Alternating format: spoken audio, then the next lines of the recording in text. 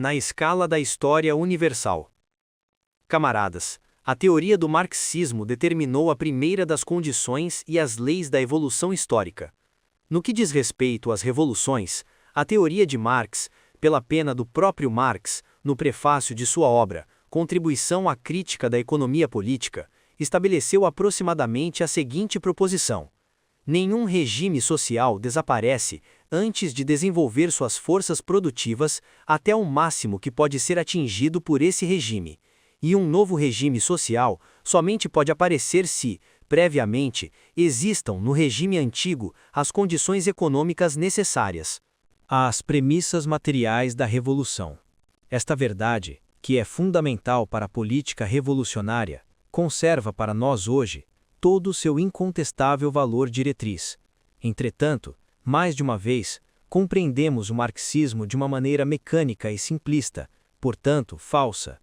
Por outro lado, também podem ser tiradas falsas conclusões da proposição citada acima. Marx diz que um regime social deve desaparecer quando as forças produtivas, a técnica, o poder do homem sobre as forças naturais, não podem mais desenvolver-se no quadro deste regime. Do ponto de vista do marxismo, a sociedade histórica, tomada enquanto tal, constitui uma organização coletiva de homens que tem como objetivo o crescimento de seu poder sobre a natureza. Esse objetivo, certamente, não é imposto de fora aos homens, são eles próprios que, no curso de sua evolução, lutam para atingi-lo, adaptando-se às condições objetivas do meio e aumentando cada vez mais seu poder sobre as forças elementares da natureza.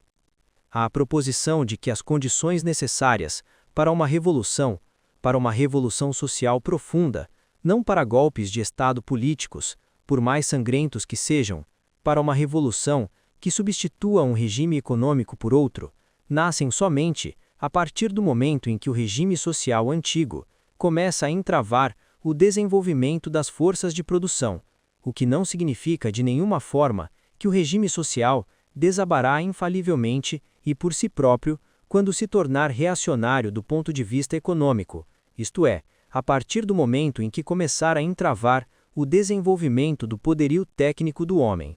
De nenhuma forma, pois, se as forças de produção constituem a potência motriz da evolução histórica, esta evolução, entretanto, não se produz por fora dos homens, mas pelos homens. As forças de produção, isto é, o poder do homem social sobre a natureza, se acumulam, é verdade, independentemente da vontade de cada homem em separado, e só dependem pouco da vontade geral dos homens de hoje, pois a técnica representa um capital já acumulado que nos foi legado pelo passado e que, seja nos empurra para frente, seja em certas condições, nos retém.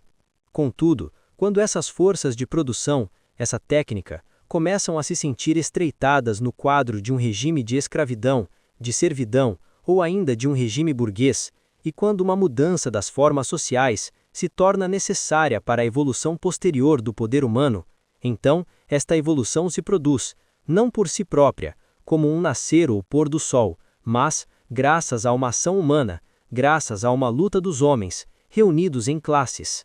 A classe social que dirigia a sociedade antiga, tornada reacionária, deve ser substituída por uma nova classe social, a qual traz o plano de um novo regime social, correspondente às necessidades do desenvolvimento das forças produtivas, e que está pronta para realizar este plano.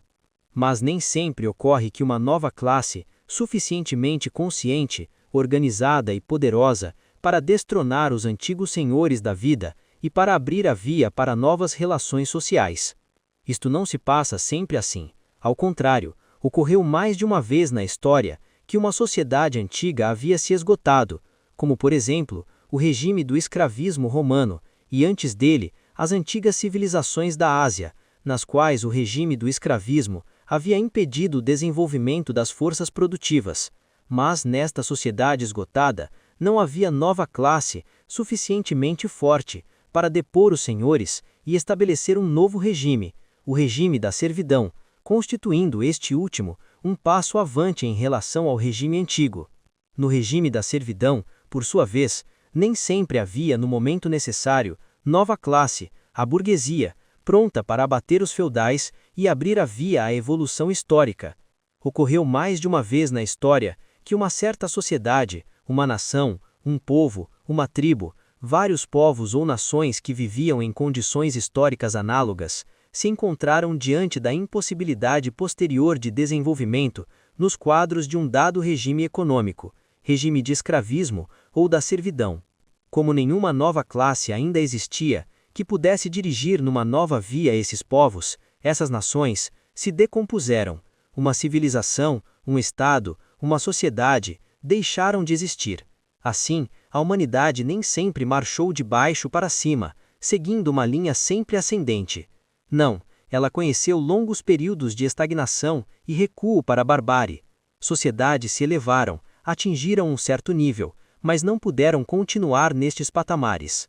A humanidade não continua no seu lugar. Seu equilíbrio, como resultado das lutas de classes e das nações, é instável. Se uma sociedade não pode ascender, ela cai, e se não existe nenhuma classe que possa levantá-la, ela se decompõe e abre a via para a barbárie. Para compreender este problema extremamente complexo, camaradas, não bastam considerações abstratas como as que exponho a vocês. É preciso que os jovens camaradas, pouco acostumados com essas questões, estudem obras históricas para se familiarizar com a história de diferentes países e povos, em particular, com a história econômica. Somente assim, poderão compreender de forma clara e completa o mecanismo interno da sociedade. É preciso bem entender este mecanismo para aplicar com justiça a teoria marxista atática, isto é, a prática na luta de classes. Os problemas da tática revolucionária. Quando se trata da vitória do proletariado, certos camaradas imaginam a coisa de um modo demasiado simples. Temos neste momento, não só na Europa, mas em todo o mundo, uma tal situação que podemos dizer, desde o ponto de vista marxista, com absoluta certeza, o regime burguês atingiu o final de seu desenvolvimento. As forças de produção não mais podem se desenvolver no quadro da sociedade burguesa.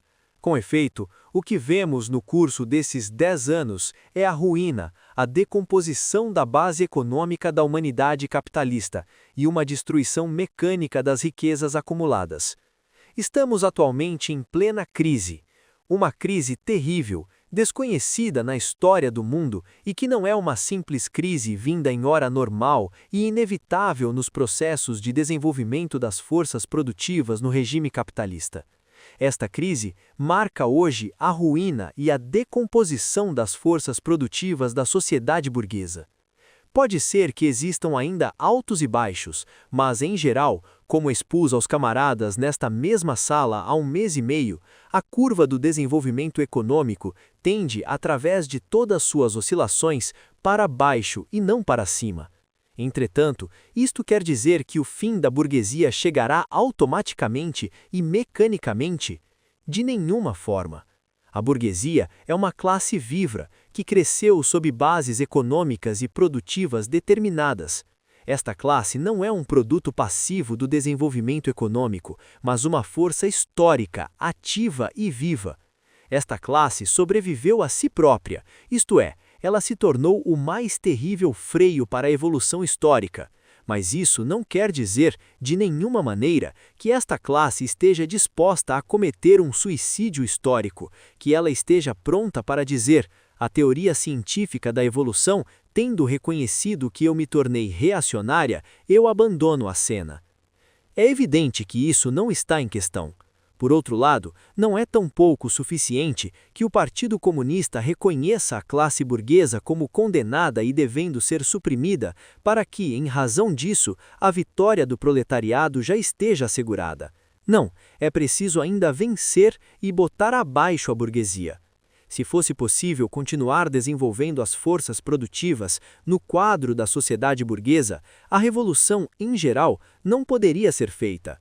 Mas, não sendo mais possível o desenvolvimento posterior das forças produtivas no quadro da sociedade burguesa, a condição fundamental da revolução está por isso mesmo realizada.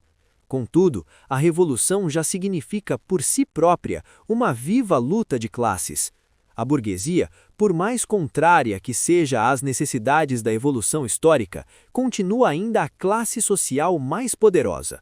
Podemos dizer, ainda mais, que do ponto de vista político, a burguesia atinge o máximo de seu poderio, da concentração de suas forças políticas e militares, de mentira, violência e provocação, vale dizer, o máximo do desenvolvimento de sua estratégia de classe, no mesmo momento em que ela está mais ameaçada por sua perdição social.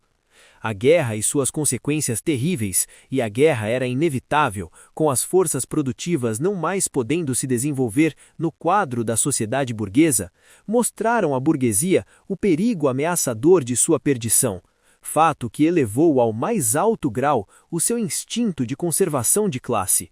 Quanto maior o perigo, mais uma classe, tal como um indivíduo, tensiona todas as suas forças vitais na luta pela sua conservação.